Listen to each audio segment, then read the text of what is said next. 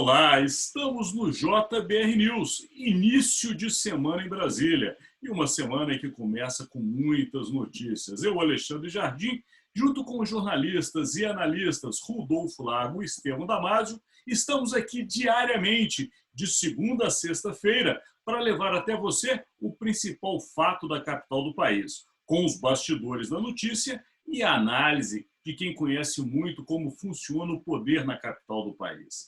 Lembrando a você que o Podcast é um conteúdo feito em parceria pelo Grupo Imagem e Credibilidade e o Jornal de Brasília, o grande jornal da capital do país. Então vamos lá. Hoje o assunto continua a ser o que afeta a vida de todos nós no Brasil, no mundo, nesses últimos meses, praticamente um ano, que é a Covid-19. Nós tivemos aí a alegria, porque estamos felizes, afinal de contas as vacinas chegaram, mas uma alegria que não chegou ainda no Brasil. Vimos aí já no Reino Unido o início da vacinação, inclusive brasileiros e brasileiras que moram lá sendo vacinados. Hoje foi dado início, hoje, lembrando a vocês, é segunda-feira, dia 14 de dezembro, foi dado início na vacinação nos Estados Unidos, começou pelo estado de Nova York e vai se expandir por outros estados daquela nação, e no Brasil a gente ainda tem dúvida quando vai começar. E essa é a nossa pauta, e vamos iniciar com Rodolfo Lago. Afinal de contas, Rodolfo, parece que temos vacina, mas não temos seringa. Como é que é isso, Rodolfo Lago? Pois é, Alexandre, Estevão, nossos amigos, nossos seguidores. A coisa tá assim, essas coisas complicadas, né, que vão angustiando a gente. Os fabricantes desses insumos, né, desses pequenos insumos médicos, como as seringas, estão alertando para a seguinte situação. O governo está correndo para tentar obter as vacinas, né? Conseguir obter as vacinas, e só que é o seguinte, eles estão alertando para o risco de acontecer o seguinte: nós termos a vacina e não podermos ministrar as vacinas às pessoas por falta de seringa. Porque o que eles estão alertando é que não existe em estoque esse volume necessário de seringas, que seria mais de 200 milhões de seringas, né? Alguma coisa em torno de 300 milhões de seringas, porque a gente precisa lembrar que são 2 doses, né, a maioria das vacinas, né? Então, eles estão dizendo que não existe, não tem 300 milhões de seringas em estoque, e fabricar essas seringas demanda algum tempo, algo em torno de 90 dias para obter a matéria-prima, fazer. Então, o governo ainda não fez pedidos, as empresas ainda não se prepararam para isso. Então, vamos dizer que o governo faça esse pedido agora, e nós vamos falar daqui de 3 meses. Então, nós vamos falar de março para começar isso, né?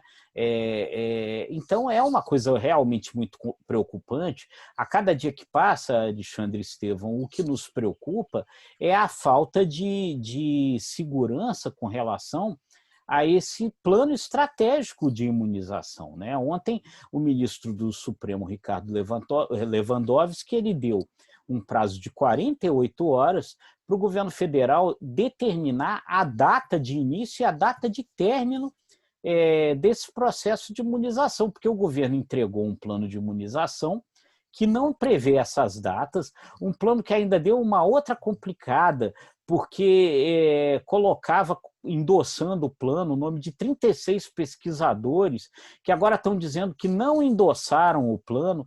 Enfim, é tudo muito enrolado, tudo muito complicado, Estevão e Alexandre. E aí a gente fica olhando para os lados, né, e começa a ver outros países vacinando as pessoas, né?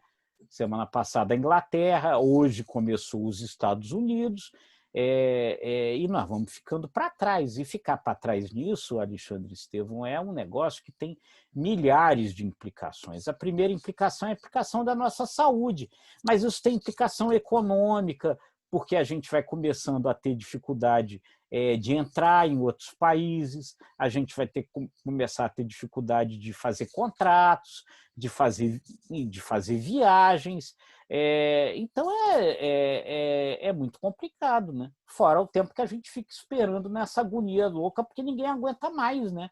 Ficar trancado dentro de casa por conta dessa maldita doença.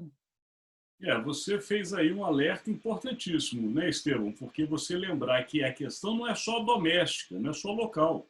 Isso complica a nossa vida, inclusive com relação aos demais países, ou seja, a gente vai parecer uma ilha isolada no planeta Terra, e não é isso que nós queremos. Agora, para vocês terem uma ideia, Estevão Damasio, como é que está contraditório dentro do próprio governo, e os que nós colocamos aqui, Rodolfo Lago colocou muito bem na sua análise, o vice-presidente da República, Hamilton Mourão, no mesmo dia, ele conseguiu dar duas declarações que são contraditórias sobre o mesmo assunto.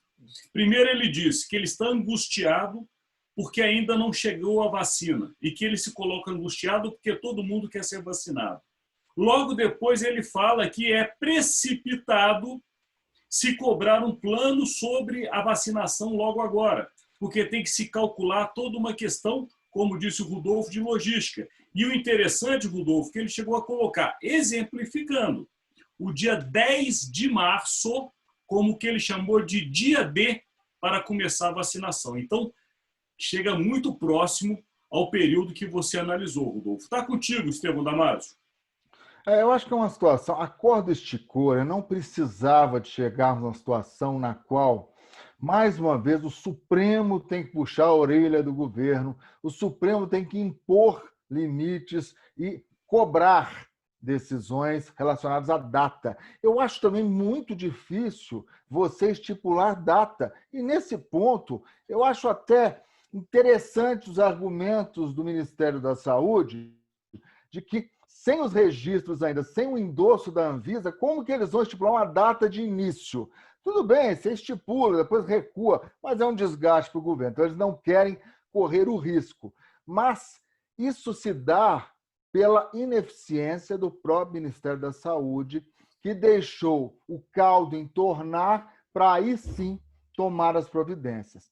Se desde o mês de junho, né, o governo já estivesse se preparando, já tivesse assumido a coordenação em nível nacional, já estivesse discutindo com os governadores o plano de logística, enfim, já estivesse desenhando esse plano, provavelmente o ministro Ricardo Lewandowski, hoje, mesmo não tendo datas, já estaria se sentindo mais seguro, já estaria acreditando no poder de planejamento do governo e não precisaria, numa canetada, estipular com a faca no pescoço 48 horas para vocês me falarem quando começa e quando termina. Hoje isso é difícil, gente. O governo vai chutar? O governo vai chutar para não ser penalizado pelo judiciário. O governo, até amanhã, o governo vai fazer uma mágica. Ah, tá, então vamos lá, 20 de março início e 25 de dezembro do ano que vem o final. Não dá, mas isso se deu pelo fato do próprio governo estar a reboque de tudo. Não é de hoje que estamos falando aqui. O governo não assume o protagonismo. O Congresso puxa o governo daqui, o Judiciário puxa de lá. O governo fica que nem um boneco no meio dos dois outros poderes. E o incrível é que a pesquisa Datafolha demonstra que não o governo, mas a figura do presidente não foi tão desgastada quanto nós, jornalistas, estaríamos imaginando, né? O ônus de toda essa desorganização e das próprias mortes, mais de 180 mil mortes no Brasil, não estão recaindo hoje sobre os ombros do Bolsonaro, hein? Segundo o Datafolha. Isso também é meio emblemático, a gente pode até se debruçar em outras oportunidades, mas é um caso de estudo, é um case para nós estudarmos como que a figura do presidente, mesmo com todas essas desavenças, idas e vindas, segundo o Datafolha, não está sendo imputada a ele a responsabilidade por esse caos e por essas trágicas 180 mil mortes. Mas, enfim, é uma situação super preocupante, como bem pontuou o Rodolfo. Primeiro a saúde, mas e a saúde econômica? 2020, nós vamos viver uma situação dificílima na economia. Será que o presidente ainda não entendeu isso? A economia, de fato, é uma preocupação que afeta todos nós diariamente. Mas vamos lá, agora uma vez finda as análises deste dia, início de semana, segunda-feira, vamos para a aposta de hoje. E aí voltamos a Rodolfo Lago. Qual a sua aposta, Rodolfo? Alexandre, eu vou seguir aí imaginando que essa guerra das vacinas aí vai se acentuar, né? Tem uma outra coisa interessante que é o governo de São Paulo, o Instituto Butantan, iria pedir hoje a autorização da Anvisa, né? E adiou esse pedido e parece que adiou para fazer uma coisa que vai pressionar ainda a Anvisa, vai esperar alguns dias para que a vacina seja autorizada na China, e isso está esperando que seja 3 dias, para daí fazer o pedido já com essa pressão.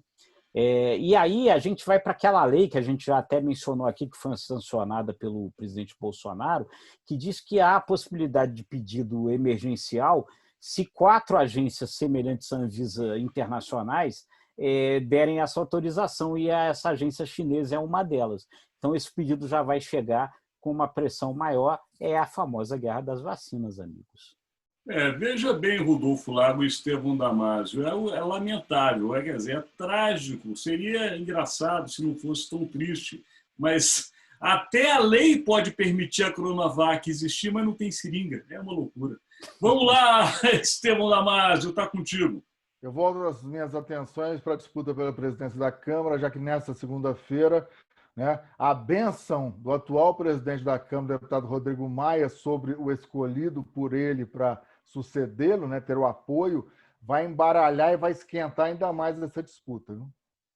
Perfeito. Eu também estou junto com o Estevão Damasio. A semana começa com uma aposta forte na decisão das mesas diretoras, Câmara dos Deputados e Senado Federal. Lembrando que o Senado está com uma articulação que envolve o atual presidente, Davi Alcolumbre, envolvendo o MDB. Pode ter ali uma grande articulação que mantenha democratas e MDB no Senado e também democratas e MDB na Câmara. Essa é a grande articulação. Vou contigo, Estevão. A aposta de hoje. Chegamos ao JBR News de segunda-feira, na fase final. Lembrando a você que este conteúdo diário está disponível no site do jornaldebrasilia.com.br, no site do imagemecredibilidade.com, nas redes sociais e também no Spotify. Até amanhã, meus amigos. Tchau, pessoal. Um abraço.